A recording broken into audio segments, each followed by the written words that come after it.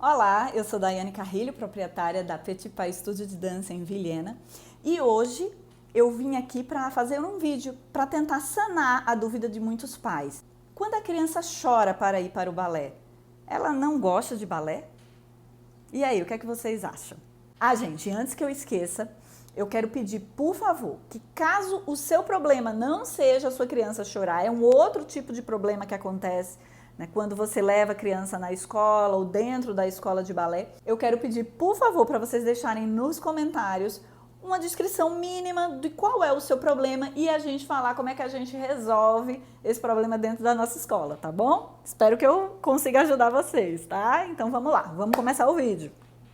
Esse vídeo tem como principal objetivo diminuir a angústia dos pais e responsáveis pelas bailarinas que choram quando vão à aula de balé. A gente percebe que eles têm muita preocupação de não causar trauma nas crianças, de não forçar a criança a fazer algo que ela não quer, né? E de não sobrecarregar a criança com muitas atividades, né? Então, o balé não é para ser algo forçado, o balé é para ser algo prazeroso. Mas quando a criança chora, nem sempre significa que ela não gosta de balé. Várias situações podem estar ocorrendo na cabecinha da criança e a gente vai tentar mostrar para vocês a forma como a gente lidar com essa situação. Não sei se vocês sabem, mas eu fui formada em medicina e trabalhei na área durante aproximadamente 12 anos. E dentro da medicina, quando a gente exerce a profissão, a gente segue muitos fluxogramas. Se vocês já devem ter ouvido falar, ou pelo menos visto algum fluxograma na vida, fluxograma é mais ou menos assim, quando você vê um esquema dizendo assim, paciente, teve febre? Sim, não. Sim, siga isso aqui. Não, siga isso aqui.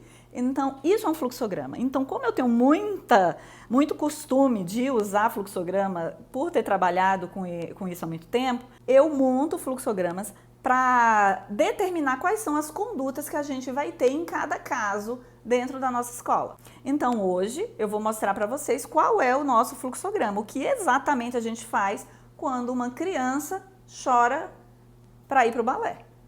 Mas qual é a grande vantagem de seguir um fluxograma? A principal vantagem é que a gente transforma a conduta de um profissional em uma unidade. Então, todos os profissionais da escola vão exercer e atender o nosso aluno da mesma forma, independente de ser eu, independente de ser a professora, a secretaria, tá? Então, essa é a ideia, uniformizar a conduta. Uniformizando a conduta, a gente não corre o risco de uma aluna ser atendida de uma forma e a outra ser vista de outra forma. Então, o que eu quero deixar claro com esse vídeo é que a nossa conduta, a forma como a gente age, não é uniforme.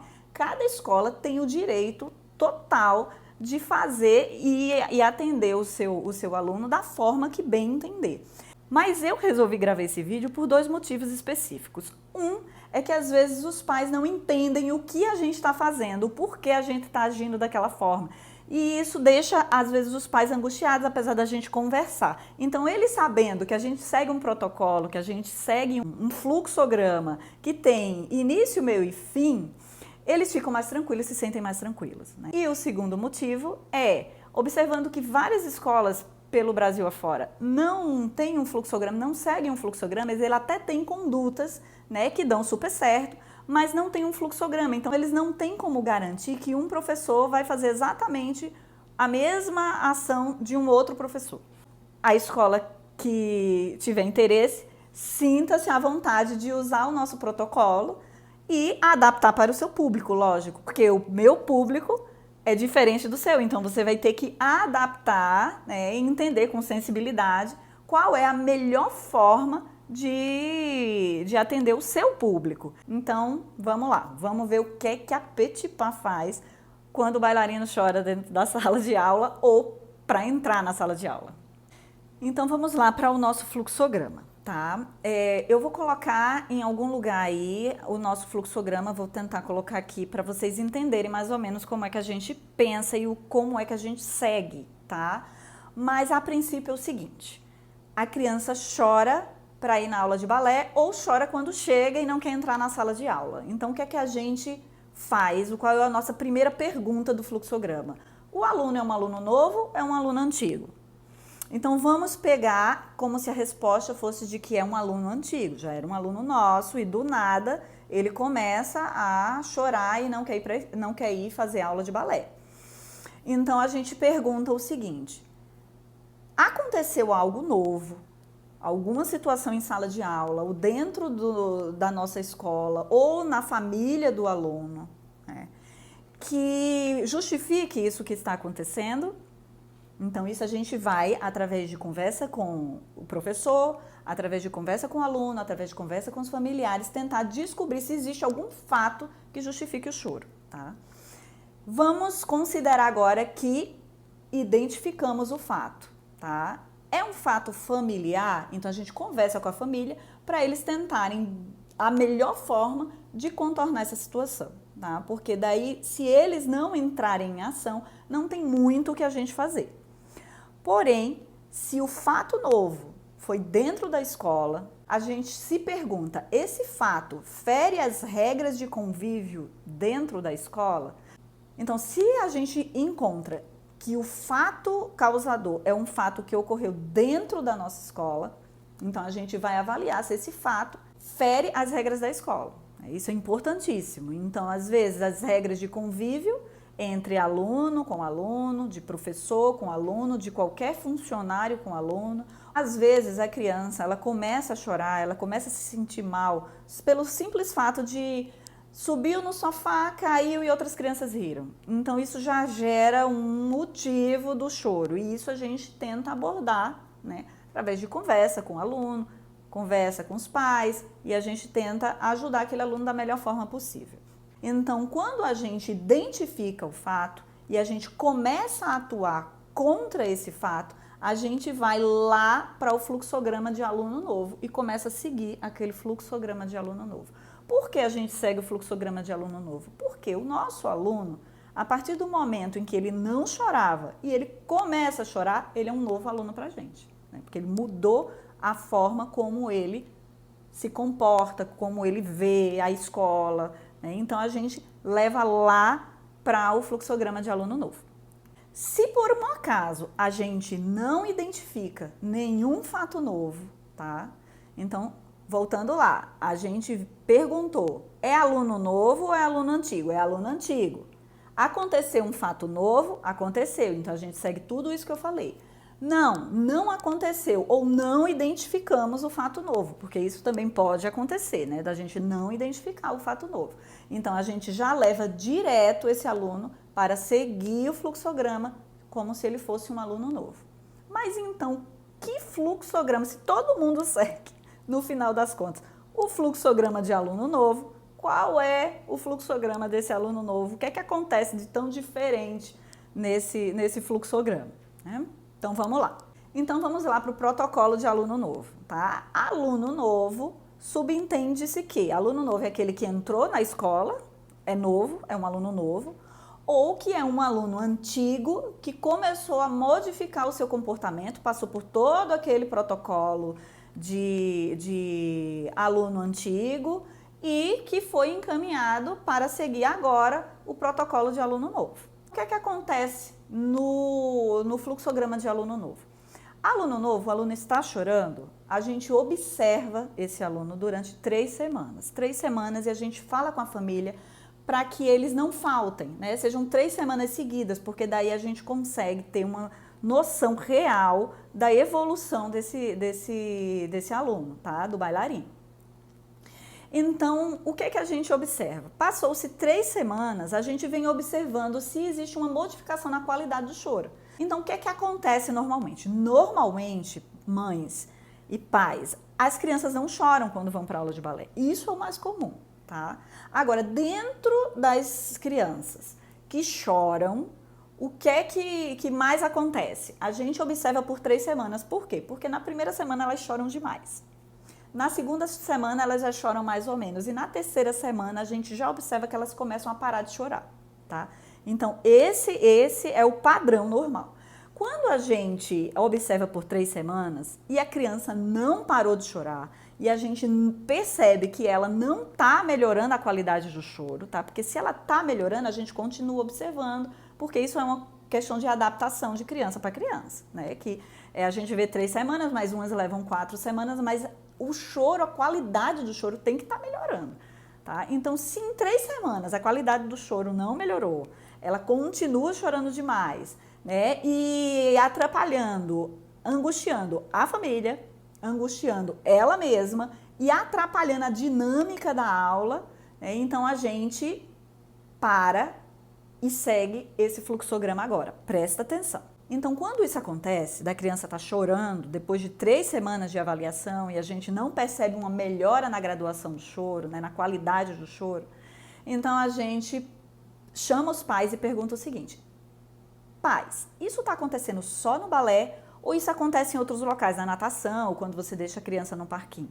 Porque isso é importante para a gente saber, né? Se é uma coisa que é exclusiva do balé ou se é uma coisa que a criança já é desse jeito, de chorar, né, quando se afasta do familiar, né? Porque tem essa angústia da separação que é muito comum na criança, né? Então, quando a mãe diz que isso acontece em todos os lugares, tá? Então, a conduta da gente é pedir um parecer do psicólogo, tá? Para ele tentar explicar para a gente o que é que está acontecendo. A gente pede para a mãe trancar a matrícula por 6 meses, tá?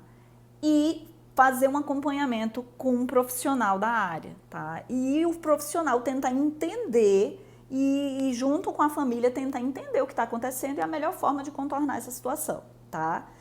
Então, após 6 meses, aí ele sendo acompanhado pelo psicólogo, ele retorna para a nossa escola, a gente reabre a matrícula e aí a gente começa a observar qual o padrão, como a criança está nesse momento. Então, quando a criança retorna do psicólogo 6 meses após ter trancado a matrícula, a gente começa a observar, né, se houve alguma melhora, se a criança gosta de estar no balé, pergunta para os pais se agora ele parou de chorar em outros locais. Se a criança realmente não melhorou nada, de que a criança continua chorando para ficar na escola, chorando para ir para o balé, para ir para a natação, chorando em outros locais, a gente orienta os pais a esperar um pouco. Vamos deixar ele no tempo dele, porque cada criança tem um tempo. E nada que a criança faz, que a gente obriga ele a ficar chorando o tempo inteiro, faz bem para ele, né? Não faz bem para ele, não faz bem para os pais, não faz bem para a escola também. E quando a criança chora especificamente para ir no balé, ela não chora na escola, ela não chora na natação, ela não chora no parque, ela chora só quando vai para o balé. Então a gente já observou essa criança por 3 semanas e ela continua chorando e além de continuar chorando, o choro dela é específico a causa específica do balé, né? Então o que é que a gente conversa com a mãe? Mãe, vamos fazer o seguinte, vamos trancar a matrícula da criança e observar ela durante 6 meses. Com 6 meses a senhora retorna com essa criança pra gente e a gente vai observar qual é a atitude dela, né, durante esse retorno. Quando a criança retorna 6 meses para a gente faz novamente uma avaliação. Avalia se ela realmente está chorando, se o choro vai melhorando a qualidade, ela chora mais na primeira semana, se o choro é igual a como ela era antes, ou um chorinho mais discreto, né? Então, tudo isso a gente avalia. Mas caso aconteça da criança continuar chorando 3 semanas depois, a criança continua chorando, então a gente abre a hipótese, ainda não é a hipótese de que ela não gosta de balé, tá? Antes de a gente chegar na conclusão de que essa criança não gosta de balé, a gente abre a hipótese da criança não ter se identificado com a escola. Isso dói demais o coração da gente, mas acontece. A gente não vai agradar gregos e troianos, nunca, nenhuma escola vai agradar todo mundo. Então existe uma possibilidade da criança não ter gostado de alguma coisa da escola, né? Não sei, às vezes é algo até inconsciente da própria criança. E que talvez levando essa criança para uma outra escola, a criança fique lá e ache isso ótimo e maravilhoso, né? Então, antes da gente dizer, ó, a sua criança realmente não gosta de balé, desiste, a gente dá essa opção, ó, a gente já viu a sua criança, né, já avaliou, já ficou 6 meses longe do balé, já deu um tempo de amadurecer, já fez outro teste e ela realmente não se identifica, testa em outra escola e vê, né, qual é a atitude da criança. E aí a gente orienta o pai da seguinte forma: caso a criança se identifique com a outra escola, isso também não significa que a outra escola é melhor do que a gente, ou que se a outra criança que não gostou de uma escola Y venha pra gente e agora ama balé, tá? Então, assim, é muito relativo, mães. Por quê? Porque o que acontece às vezes é o seguinte: as mães levam para uma escola, tiram a criança, dá um descanso, né, para a criança, que seria esses 6 meses que a gente já dá um descanso para a criança. E quando retorna, ela não retorna para a mesma escola, ela normalmente leva para outra escola. E aí quando leva para outra escola, a criança já amadureceu, agora está pronta para receber esse novo estímulo, que é o balé.